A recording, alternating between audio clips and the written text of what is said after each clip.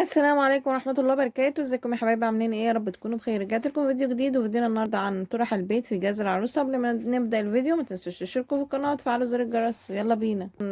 تروحي محل بقالة، مش عارفة ايه، بعباية، بطرحة، ممكن مثلا تروحي عند جارتك، الكلام ده كله. فانت بتجيبي عبايات، اللي هي عبايات البيت بتبقى لها ايه، طرح. تمام.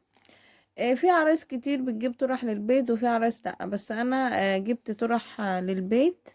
انا كنت جايباها ممكن استخدمها بره وكده، يعني في الخروج وكده، بس قلت لا، انا ايه، خلاها للبيت، بحيث ان انا يبقى ايه، طرح البيت حتى لو باظت ما فيش مشكلة يعني. لكن طرح الخروج طبعا انت بتجيبي كل طرحة للطقم بتاعك واللي عندك.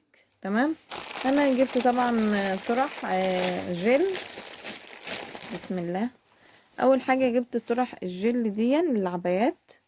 ايا كان بقى العبايات، صيفي شتوي، فانت بتلبسي لها ايه، طرح. انا جايبه نوع الطرحه جل، جايبه الوان اهون. اول حاجه اللون الرصاصي بالشكل ده. عادي انت ممكن مثلا لو انت احتجتيها في الخروج وكده بتلبسيها عادي، مفيش مشكله يعني. مش هتقول لا يعني. جبت اللون اللي هو البرتقاني برضو، عشان ايه، العروسه اللي بتجيب عبايات بتجيب طبعا إيه الوان متنوعه وكده، فانتي بتحتاجيه. سواء بقى عبايات استقبال، عبايات بيتي، عبايات شتوي، ايا كان بقى ضيف جايلك، حد يعني من اهل جوزك وكده، فانت طبعا هتحتاجي ايه، انت تلبسي طرح كده على شعرك. تمام. جبت اللون اللي هو الفوشيا ده، وجبت اللون ده اللي هو، بص، اللي هو الرصاص الفاتح. ممكن طبعا تستخدميه تلبسيه برضو يعني على لبس الخروج عادي، مفيش مشكلة، بس انا بقول لكم اللي انا ايه عملته. تمام. جبت اللون ده اللي هو الكشمير، بس الكشمير اللي هو الايه الغامق، غامق شوية كده. وجبت اللون اللي هو الروز، اللون الروز. بصوا حجم الطرحة ما شاء الله حلو يعني اهو. بصوا ده حجم الطرحة اهو، حجمها حلو جدا اهو. بصوا ده حجمها ما شاء الله كبيرة وحلوة يعني. وده اللي هو الاسم اللي عليها اهو، زارا. جبت اللون الاصفر، ده اللون الاصفر. وجبت اللون الزيتي، ده اللون الزيتي. طبعا اغلبية طرح الخروج بتبقى شيفون، فبتبقى في مشكلة ان انت لو لبستها في البيت ممكن تتبهدل منك، ممكن يعني يحصل اي حاجة كده. فانت ايه، بيبقى عندك نظام كده تغيير برضو. ده اللون لبني،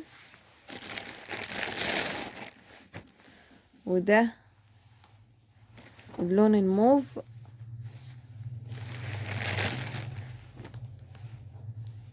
وده اللون الاخضر. تمام. دي الطرح اللي هي الفيزون، اللي هي جل يعني، مش فيزون، هي طرح جل. تمام. جايباها للعبايات البيتي واللبس البيتي، ايا كان بقى اللبس البيتي وفي ضيوف او اي حاجة والحاجات دي كلها، فبتجيب لهم طرح وكده، فانا جبت لهم ايه الطرح دي. تمام. جبت برضه يا حبايبي ايه، جبت الطرحة دي. الطرحة دي بشراشيب برضو. الطرحة دي انت ممكن تستخدمها خروج، بس يعني ايه، على حسب اللبس برضو اهي. تمام. بس انا ايه قلت اخليها للبيت، او ممكن البسها في على اللبس الشتوي يعني وكده. لان هي الخامة بتاعتها تقيلة كده، الخامة بتاعتها تقيلة، فتدفيكي في الشتاء وكده.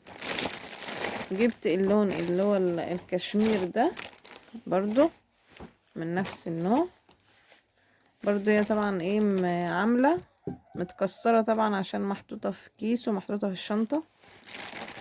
وجبت اللون اللي هو الذهبي ده،